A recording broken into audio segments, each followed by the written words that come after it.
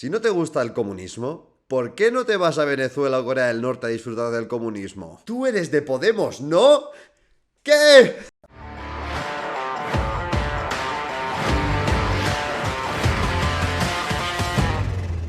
Hola a todos y bienvenidos a Formación Comunista. Yo soy Pau Botella y hoy estaremos respondiendo a las preguntas de nuestros seguidores. Sí, estoy en un setup distinto. ¡Vámonos!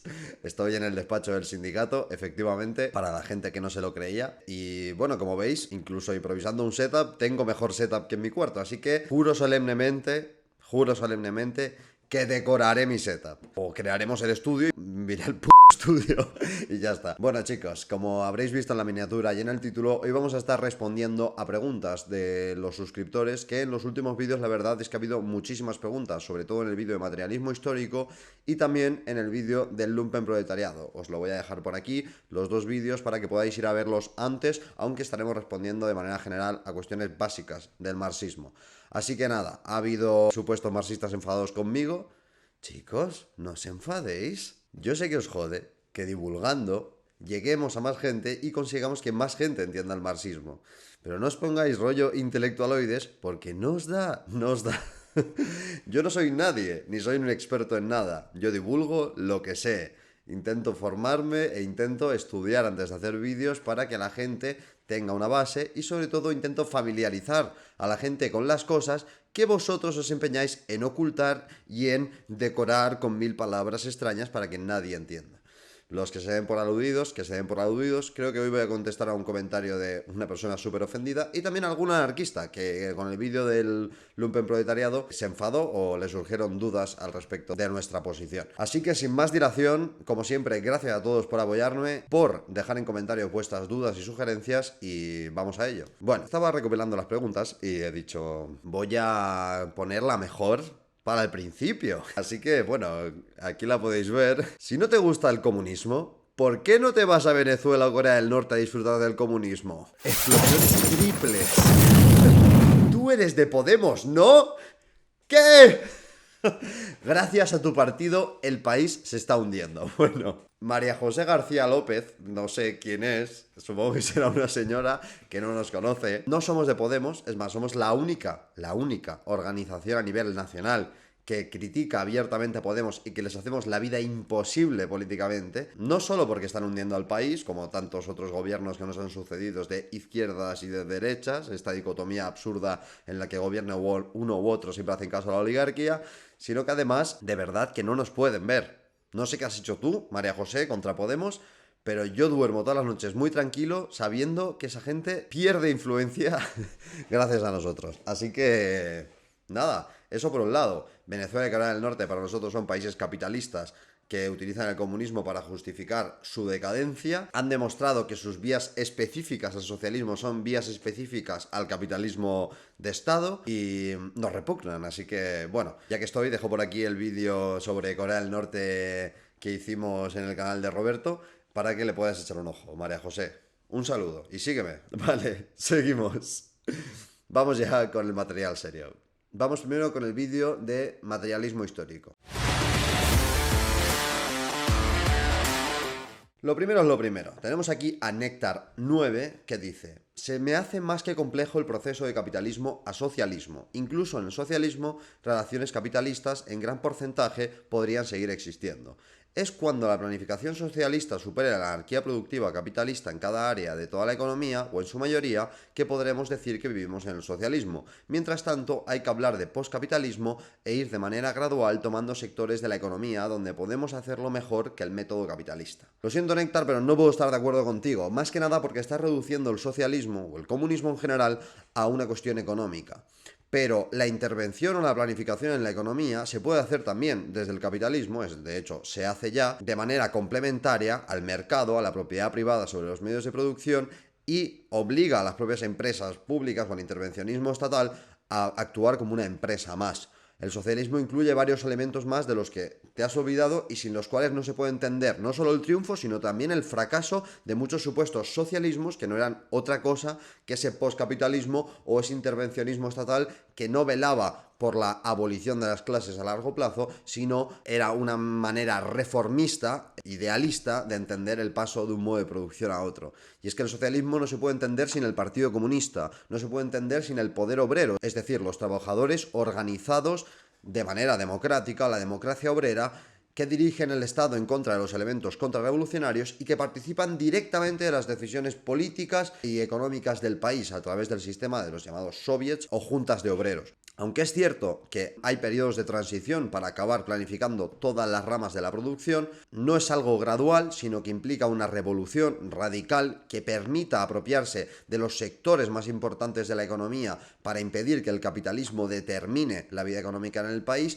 También implica un papel de educación y de lucha abierta ideológica del Estado y del partido para que prevalezca el socialismo. Y aunque es cierto que hay momentos de cambio cualitativo al socialismo, es decir, la socialización de los medios de producción como tal, el postcapitalismo es un concepto bastante ecléctico que sirve tanto para justificar una revolución socialista como un gobierno reformista que intenta implementar medidas, no sé, keynesianas o de nacionalización de empresas como las que vivimos ya hoy en día. O sea que me parece una definición un poco limitada. Seguimos. Espero que te haya servido la respuesta, Néctar. Guille William nos pregunta: en toda la historia los medios de producción estuvieron en manos de una minoría. Falso. Primera puntualización que te hago. Los medios de producción están en manos de una minoría con la aparición de las clases sociales. De manera previa, en la comunidad primitiva, que es la etapa más larga que ha vivido el ser humano, aunque con menor desarrollo, con perspectiva, los medios de producción eran de propiedad colectiva, porque no existía el excedente productivo ni la capacidad de una minoría de apropiarse de esos medios, ya que suponía un atentado directo a la supervivencia de la especie. Así que realmente no es cierto. ¿Podría alguien entonces usar materialismo histórico para asegurar que esto seguiría así porque en el pasado fue así? No.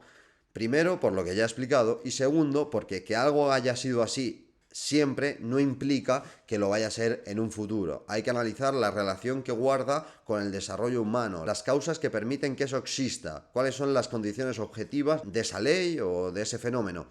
Y entonces podemos sacar conclusiones de este tipo, si es que los datos con los que contamos son suficientes. Esa persona usaría los mismos argumentos para justificar lo que usan los marxistas. Falso también. Por ejemplo, diría que es ciencia, que toda evolución tiende a ello, que en la naturaleza las hormigas funcionan así. Falso. Es más, lo de las hormigas, mira, que se lo quede Kropotkin. Un saludo a mis seguidores anarquistas. Kropotkin para vosotros. Y el rollo comunal de los animales. ¿Los animales hacen cosas comunales? Que sí, que ya lo sabemos. Kropotkin, aprende a escribir y deja de comer gambas. Siendo que la historia se puede interpretar de diferentes formas, otros podrían decir que la historia puede interpretarse como la lucha entre sexo, raza y todo tipo de grupo.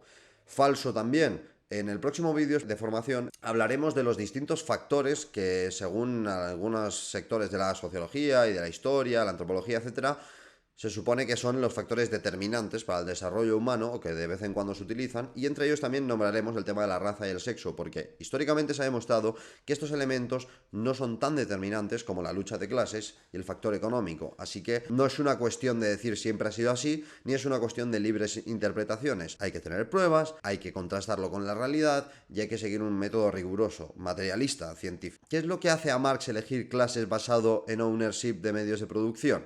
Pues la propia historia, los cambios de una sociedad a otra, haciendo un balance de cuál es el peso de esas condiciones económicas y de contradicción de clase en procesos de cambio y también de calma en distintas sociedades que llegan hasta hoy en día. Hace un análisis objetivo que incluso la sociología, por ejemplo, más burguesa, tiene la obligación de tener en cuenta a regañadientes porque es imposible ignorar lo determinante que pueden llegar a ser factores como estos. Pero bueno, que de eso ya hemos hablado y seguiremos hablando en otros vídeos. Tenemos aquí a Isk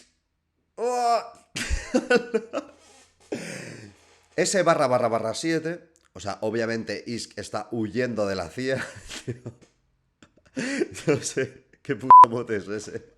Bueno, un saludo, nos hace una pregunta que es: ¿qué ideología crees que pueden hacer bajo el materialismo que se crearía con los medios de producción marxista-leninistas? Vale, yo por hacer puntualizaciones aquí hay muchas cosas locas. La palabra materialismo aquí está mal utilizada. El materialismo es un método de estudio de la realidad objetiva y es la visión científica global del desarrollo de las cosas, que incluye tanto las ciencias naturales como las ciencias sociales.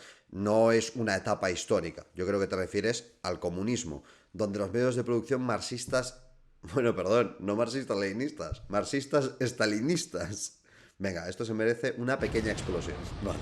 Los medios de producción no pueden ser marxistas, leninistas o marxistas, mucho menos estalinistas. Los medios de producción pueden ser de propiedad colectiva, pueden ser social o pueden ser de propiedad privada. Y según el régimen de propiedad en cada modo de producción, dentro de sus relaciones sociales de producción, pues las relaciones del propietario y de los no poseedores de medios de producción serán distintas si es que hay propietarios y no propietarios y no toda la sociedad es propietaria sobre los mismos. Bueno, el estalinismo, por cierto, no existe, se identifica con la etapa y la defensa del marxismo-leninismo de Stalin, que creo que fue un desarrollo coherente con la esencia del marxismo-leninismo y no una etapa que rompiese o actualizase el marxismo-leninismo, más allá de algunas cuestiones que sí se actualizaron, pero no con la trascendencia histórico-política del marxismo-leninismo en lo que se refiere a la etapa del premonopolismo que vivió Marx y la etapa del imperialismo o el capitalismo monopolista que vivieron Lenin y Stalin. Dice, me refiero a que como la sociedad está en constante cambio, ¿qué cambio se daría bajo las condiciones materiales de, por ejemplo, si la EU estuviera vigente en 2050? Dios mío, ojalá. Vamos, ¿qué cambio social sería necesario cuando el comunismo muestre sus limitaciones como todos los sistemas anteriores han demostrado y demuestran? Por cierto, muy buen vídeo y gracias por facilitar la comprensión de temas tan complejos. Gracias a ti por seguirnos. ISK. Exclamaciones S ///7. El refugiado del FBI. Más allá de futuribles, nosotros no tenemos una bola de cristal, no sabemos las contradicciones que van a surgir en el comunismo, ni de qué manera se pueden agotar esas relaciones sociales de producción. Bueno, si es que se agotan, lo que sí sabemos es que no van a tener como base contradictoria la lucha de clases y que por lo tanto las ideologías o las concepciones filosóficas, culturales, etcétera, que surjan en la sociedad comunista, no tendrán nada que ver con las contradicciones antagónicas que vive hoy en día la humanidad por la lucha de clases, que es lo que determina a nivel social el desarrollo humano. Aparte de los futuribles, lo que está claro es algo negativo, o sea, negativo en el sentido de que no será algo relacionado con las contradicciones antagónicas entre clases sociales. Bueno.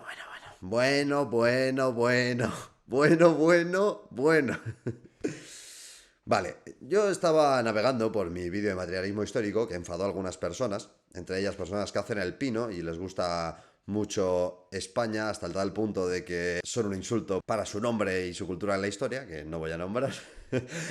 Pero también se enfadó otra persona, se enfadó un youtuber en el que cuando fui a ver su canal realmente tuve pesadillas esa noche. Voy a poner solo 2 segundos de un vídeo suyo. Junio de 2021 y el peso de la globalización ante la pandemia ha forzado el destino de la mayoría de países. Vale, todos tranquilos. Este hombre se llama Agustín Martínez y bueno, yo leí el siguiente comentario. Dice, madre mía, si esto es marxismo, yo no soy marxista. Vale, Agustín. Joder, está bien que lo reconozcas en la primera línea, eso es muy importante. Esta relación de maestro-alumno no enseña a pensar y crea todo de nuevos prejuicios.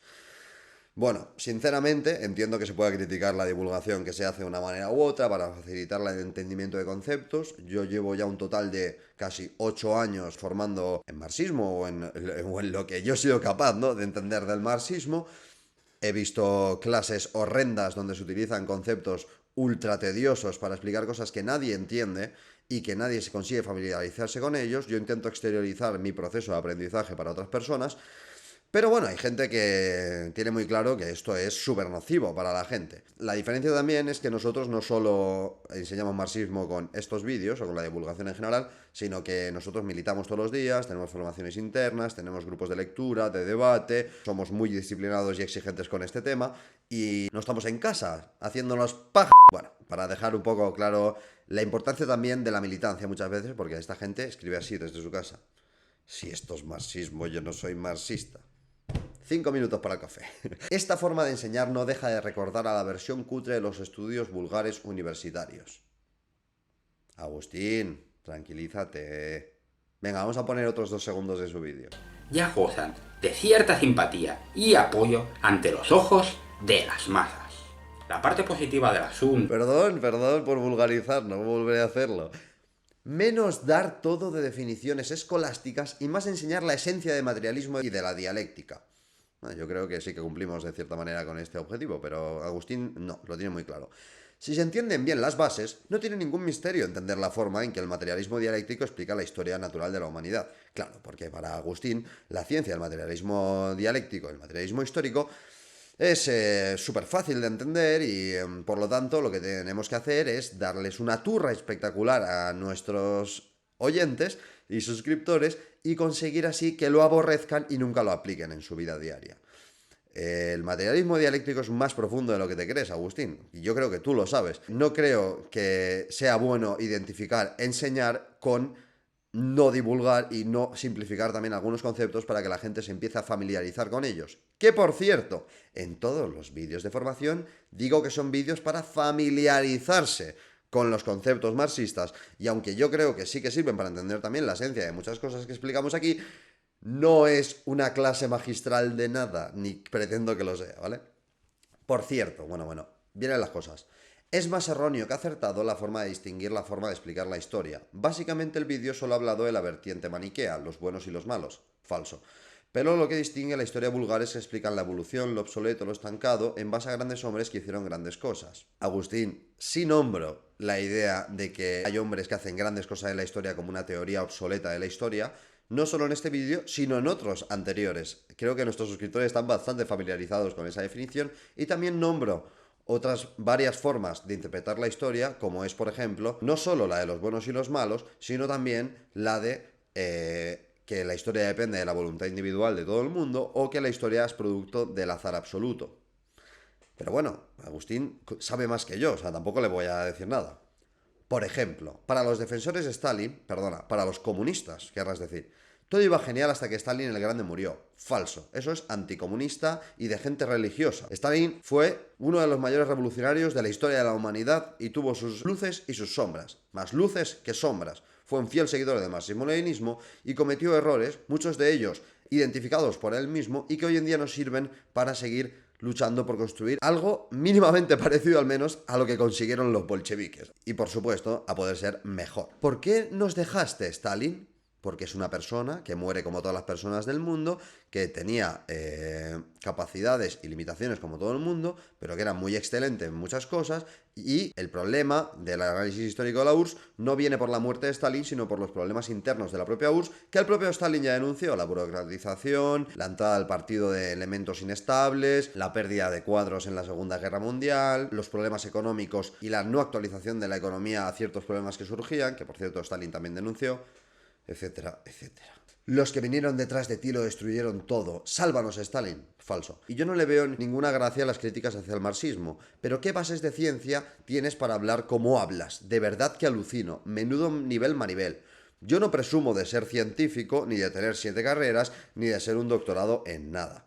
Yo soy jurista, llevo 8 años militando y estudiando el marxismo, creo que se me da bien divulgar con cuestiones sobre todo más básicas del marxismo a gente que se esté iniciando él, y es lo que hago aquí. Sé que te molesta que la gente no se vea tus vídeos, pero no te pongas así conmigo, Agustín. Venga, va, pasando. Vale, Ney Esteves nos pregunta sobre la famosa espiral. Pero dentro del tema espiral, ¿cómo se distingue un avance de un retroceso? Por ejemplo, la caída de la URSS y del socialismo, algunos lo entenderán como un avance, mientras que otros podrían interpretarla como el error que no hay que volver a cometer. ¿Cómo va la mandanga? Muy buena puntualización final. O sea, la URSS primero como fenómeno social, para entenderlo hay que entender la historia que la precede, no solo del último siglo, sino de toda la historia de la humanidad. Es de ahí donde sacamos la idea de que hay varios modos de producción que se suceden unos a otros y que entre ellos el capitalismo, como el modo de producción que vivimos hoy en día, tiene contradicciones que empujan a la sociedad a sustituirlo por un nuevo modo de producción, que es el socialismo. La URSS fue un avance en ese sentido y la caída de la URSS un retroceso. La gente que dice que la caída de la URSS fue la demostración de que el socialismo no funciona, después te habla de las revoluciones burguesas como revoluciones que al tiempo se tenían que acabar imponiendo porque tenían razón, tenían la verdad, etcétera, etcétera. Con lo que realmente enmascaran la idea de que la revolución burguesa, bueno, si es que tienen esa profundidad de análisis, la revolución burguesa era necesaria a nivel histórico para imponer a nivel político lo que ya se estaba imponiendo a nivel económico, sobre todo en los países más avanzados respecto a la revolución industrial, que era el modo de producción capitalista que sustituiría de manera definitiva al feudalismo. Realmente es ahí donde está el debate. Quedarse en un... No, pues la caída de la URSS fue un fracaso o fue un avance. No plantea un debate serio, a fin de cuentas. Kenshiro Kasumi, nos escriben desde Japón. No creo. Pau, habla... Que bien habla español este chico.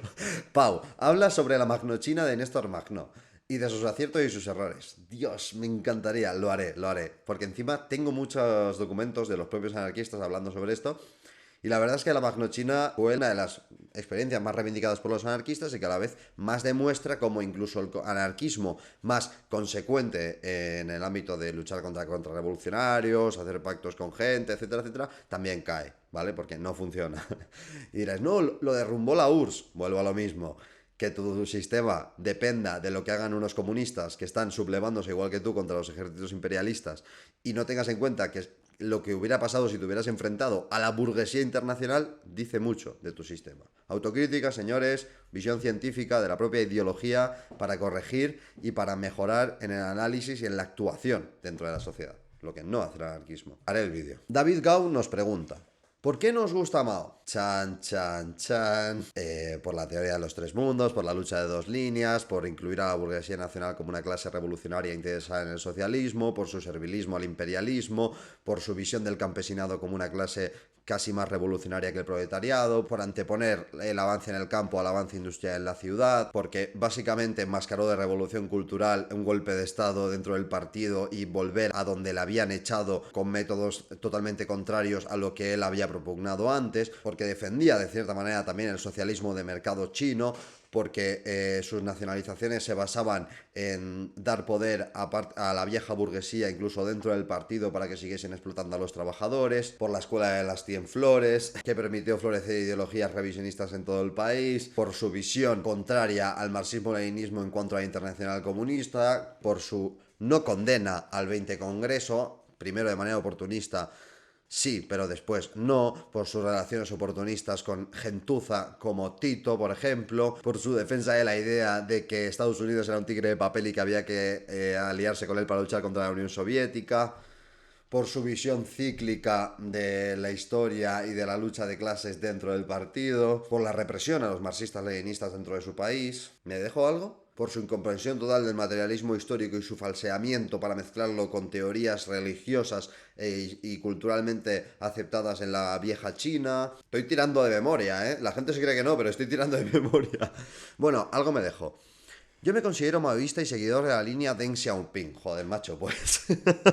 A ver, realmente Deng Xiaoping, la ruptura que hizo con la línea de Mao fue coherente con la visión revisionista y abiertamente anticomunista de Mao, por mucho que haya muchos maoístas que la condenen. Unir todo lo unible frente al enemigo principal para frenar la invasión imperialista. Ya, pero es que cuando tú trasladas la contradicción principal, que esta es otra cosa que me había olvidado, trasladas la contradicción principal a la contradicción del imperio con la masa, es decir, de la lucha contra el imperialismo y te olvidas de la contradicción de clase entre burguesía y proletariado, pasa lo que pasa en China, que la burguesía nacional enmascarada de comunista acaba gobernando el país desde el día 1. La exitosa revolución china, sí, que ha servido para enriquecer a una oligarquía financiera que no solo expolia ahora a medio mundo, sino que explota a sus trabajadores, que es un capitalismo de estado nefasto basado en la represión y en el enriquecimiento de unos pocos, la fundación de la República Popular, la teoría de los tres mundos, algo que niega la contradicción de la clase obrera y de la burguesía, la ruptura con la URSS revisionista de Khrushchev, sí, para después acercarse a otro tipo de revisionismos y para decir que estuvo muy bien eso de luchar contra el culto de la personalidad de Stalin, que era totalmente cierto y que gracias a que no estaba Stalin ahora China podía hacer lo que quisiese, es decir, ser más anticomunista aún, las bases del socialismo chino, no hay socialismo en China, las lecciones aprendidas de los errores de la URSS, ¿pero qué aprendieron de los errores de la URSS? Que había que crear una oligarquía financiera capitalista para poder hablar de socialismo, es lo que aprendieron. Creo que Mao debería tener tiene una importancia capital en los análisis. Sí, para entender lo que no hay que hacer. Mao era anticomunista. Haremos un vídeo, no os preocupéis, este irá de la mano de Roberto Vaquero, pero de verdad no hay por dónde cogerlo. Siguiente pregunta. V de vendidos, ojo, juego de palabras. Nos dice: las relaciones sociales, las naciones, las clases y por ende el lumpen es histórico. Efectivamente, son producto de la historia y no se puede aislar de ella para estudiarlo. Esto ya es en referencia al lumpen proletariado. No hay quien dé, ni tampoco Marx, porque sería antimarxista tal pretensión, una caracterización esculpida en piedra de la fisonomía del lumpen proletariado. Una cosa es el lumpen de 1848 y por consiguiente en el manifiesto, y otra cosa es el lumpen de hoy. Creo que eso lo explico bastante en el vídeo. El lumpen proletariado, al ser un producto histórico, pero del capitalismo, y hoy seguir viviendo en el capitalismo, sí que tiene elementos comunes a ambos momentos históricos, que los explique. Hay otros elementos, como por ejemplo que rellenasen las filas del lumpen proletariado clases vestigiales que ya no existen en muchos países avanzados, pues ya eso no se da hoy en día, pero en esencia yo creo que sí se refiere a la misma clase o a la misma capa de la sociedad y que tiene el mismo comportamiento, tanto económico como político. Bien, un viejo amigo del canal y de Valencia, partícipe de una organización que no quiero nombrar porque ya no existe, pero bueno, sí que existe, pero ni a él ni a mí nos gusta ya, que habla del ecocidio de las vacas en nombre del anarquismo. Bueno, tenemos aquí a Manuel Torrecillas, que se enfada conmigo como siempre habla desde el respeto, me dice: mentira, en referencia a lo que digo de que el anarquismo no abole la propiedad privada sino que la reparte. Mentira, la vertiente principal del anarquismo ha sido el comunismo libertario. El anarquismo se liberó del mutualismo y del colectivismo, siendo apenas existente en su trayectoria histórica. Y lo que me jode es que lo sabes. Manuel, tranquilo. Creo que me explico bastante bien en el vídeo cuando hago referencia al hecho de que por mucho de que se creen comunas de las que son propietarios los trabajadores, que eso sí que se corresponde al comunismo libertario, esas comunas tienen la capacidad de intercambiar y de decidir que quieren intercambiar y de distribuir, por ejemplo, los salarios de manera distinta, productos entre ellas. El intercambio es la base de la apropiación de la plusvalía y no hay manera orgánica, humana, de garantizar en una sociedad donde todo se basa en comunas controladas por sus propios trabajadores. No hay manera de controlar que en esas empresas no haya salarios desiguales y gente con una posición ventajosa. No hay manera de controlar que en esas comunas se apruebe incluso la idea de que se puede despedir a gente para agilizar la producción y mejorar el bienestar de una parte de la comuna y poco a poco ir empobreciendo así a una parte de la misma. El comunismo entendido de esta manera tiene más que ver con el comunismo primitivo que como el comunismo planificado a gran escala. En las comunas anarquistas no hay una coordinación de las fuerzas productivas a nivel internacional que permita la priorización de las necesidades mayoritarias o también el control sobre elementos que quieran aprovecharse de ese intercambio que sí existiría en el anarquismo para poco a poco enriquecerse a costa de los trabajadores. No se abole la propiedad privada, sino que se reparte. Para ejemplo de esto, siempre lo digo, y esto sí que nos gustará a los anarquistas, pero el sistema anarquista más amplio de producción que se ha aplicado nunca vino de manos de un revisionista que era muy cercano al imperialismo estadounidense y alemán, nazi, que fue Tito, un verdadero anticomunista y un dictador y un agente del terror contra los comunistas en su país, que se encargó de intentar imponer esta autogestión forzada que permitía que dentro de sus empresas hubiera gente que cobrase 20 veces más que la gente de la base, que hubiera personas, esto lo decía él mismo en los discursos, que tuvieran 20 chalets o vehículos mientras había gente que no tenía donde caerse muerta, etcétera, etcétera. O sea, realmente no funciona. No te enfades, Manuel. Rojinegro aporta dice una cosa bastante interesante sobre el tema de la propiedad privada del Estado, que quería nombrar porque mucha gente utiliza estos mismos argumentos para atacar la visión marxista de la aparición del Estado y de la propiedad privada. Rojinegro nos dice: es gracioso que afirme que en el anarquismo se va a reaparecer la propiedad privada, ya que Engels deja claro en el origen de la familia, de la propiedad privada y el Estado que la propiedad privada fue antes que el Estado. Cierto, pero Engels está especulando. Hasta el día de hoy no existe evidencia empírica de la propiedad privada sea de origen preestatal. En toda la antropología económica se encuentra la propiedad privada dentro de sociedades estatales. En sociedades preestatales no existía la propiedad privada ni excedente económico para la apropiación. Todo se distribuía por igual, por eso es falso afirmar que sin Estado pueden hacer la propiedad privada. Primera puntualización. Dices que no existe manera de demostrar que existía propiedad privada de manera preestatal. ¿Y qué manera tienes tú de demostrar que no existía propiedad privada de manera preestatal? O sea, estás cayendo en lo mismo según tu argumento, ¿vale? Si lo pusieras aquí tus argumentos sería maravilloso. Como no los pones, voy a presumir que te lo estás inventando, ¿vale? En segundo lugar, la antropología económica actual, manchada de una visión totalmente burguesa sobre la idea del Estado, coincide también en la visión anarquista, idealista de lo que es el Estado, que no coincide para nada en la visión marxista. Para los marxistas, el Estado es una herramienta de opresión de una clase sobre otra, un poder público que permite el monopolio de la violencia de una clase sobre otra. ¿Cómo van a existir las clases sociales si no existe una propiedad privada sobre los medios de producción? He aquí la cuestión. También Ernest Mandel aquí dice que para el marxismo esto solo es una cuestión de lógica. En primer lugar, esto nos lleva a decir que Mandel utilizó esa lógica formal para llegar a esa conclusión, lo cual no implica que no pueda ser una conclusión acertada, que no se pueda confirmar a día de hoy y que además Engels no lo plantease de manera científica, porque reitero que no es la misma la visión del Estado de los marxistas que de los anarquistas, y yo creo que Engels sí que hace una exposición para los datos con los que cuenta que se puede considerar científica porque se acerca de manera muy precisa y coherente a una realidad poco conocida que precede a la historia escrita y a una sociedad más avanzada y madura. De todas maneras, creo que aquí el debate no está en la propiedad privada antes o después del Estado, sino en qué concepción del Estado tienes. Leonardo Ricardo, el hermano perdido de DiCaprio, nos dice: una pregunta, ¿para un anarquista los liberales son buenos o malos? A ver... Históricamente y a día de hoy el anarquismo rechaza la visión liberal porque la visión liberal defiende abiertamente la propiedad privada sobre los medios de producción, la existencia de las clases sociales, y el anarquismo pretende abolir las clases sociales y la propiedad privada, aunque yo firmemente creo que no lo consigue, incluso por su planteamiento de la cuestión a nivel teórico, ya no te digo a nivel práctico. Hablando en el aspecto económico, por supuesto, entonces, ¿algún día habrá un gobierno que mezcle la justicia social del comunismo y el libre comercio y el liberalismo? Esto ya existe, solo que no se dice así, se dice capitalismo de Estado, que es lo que se vive en todos los países del mundo prácticamente, en el que el Estado, gobernado por la propia burguesía, por los sectores más poderosos económicamente del país, sirve como una herramienta de protección de los intereses de la misma, y se combina la intervención estatal con la propiedad privada directa sobre los medios de producción para cumplir el objetivo final, que es la explotación de los trabajadores y la extracción de cada vez más plusvalía. El socialismo no se puede entender como una mixtura entre ambas formas, ni puede haber un sistema que mezcle ambas cosas y todo el mundo salga feliz, porque para que el propietario de los medios de producción extraiga plusvalía, tiene que explotar a los trabajadores. Y cuando el Estado solo forma una parte de la economía y encima, hablando ya de un Estado en el que directamente no tiene ni participación la clase trabajadora, realmente ese Estado funciona como una empresa más y se ve obligada a cumplir con los objetivos del capital.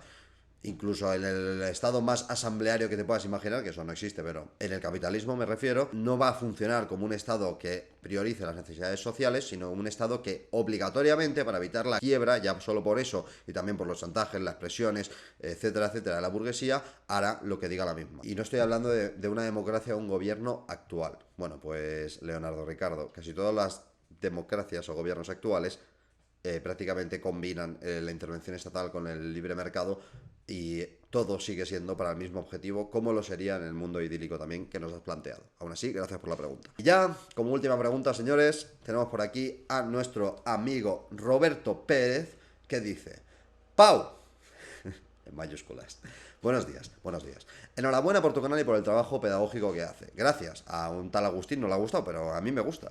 Tengo una duda. En tu opinión, ¿la clase trabajadora de este país con paro y temporalidad está abocada a ser lumpenproletariado? Realmente solo una parte de la clase trabajadora acaba engrosando las filas del lumpenproletariado y también muchas veces parte de su lumpenproletariado acaba engrosando las filas de la clase trabajadora. Depende de la situación económica del país. A largo plazo, la tendencia es a una asalarización de la población activa, es decir, a que cada vez haya más trabajadores por cuenta ajena, hablando así técnicamente, que trabajan para otros. Sí que hay un aumento del paro estructural, sobre todo una consolidación del paro estructural como algo necesario en las economías capitalistas, porque si no, los capitalistas no pueden jugar con los precios de los salarios y lo necesitan para poder cumplir con sus objetivos de explotación, y parte de ese paro y de gente excluida que de vez en cuando, en momentos sobre todo de crisis, se puede introducir en X tipos de trabajo, sigue siendo también necesario a nivel estructural, pero nunca va a superar a la clase obrera como la clase mayoritaria de la población a la que sojuzga la burguesía directamente en su puesto de trabajo.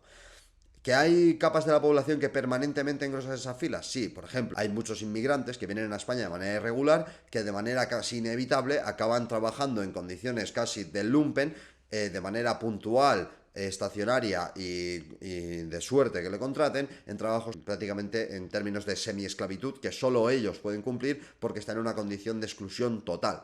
También parte de esos trabajadores se incluyen en la clase obrera regular, digamos, en la clase obrera como tal del país, y eso no implica que el lumpenproletariado vaya a superar a la clase obrera, ya que a fin de cuentas la que arroja el valor principal en el proceso de producción es el trabajador y no se puede privar la burguesía de él, ni tampoco basar su economía en explotar a lúmpenes sin acabar formándoles, concentrándoles en fábricas, enseñándoles a trabajar, etcétera, etcétera. Por lo tanto, esa gente acabaría también formando parte de la clase obrera. Y nada, espero que os haya gustado el vídeo, he contestado a preguntas un poco de todo tipo, me he enfadado, me he reído, espero que vosotros también.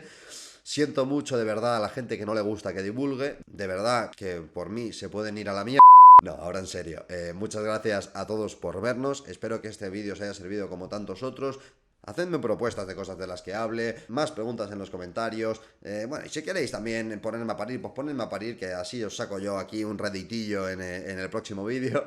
Y nada, muchísimas gracias por vernos, sobre todo a la gente que nos apoya en Patreon, en los miembros del canal. Dentro de nada voy a habilitar los miembros del canal en este canal.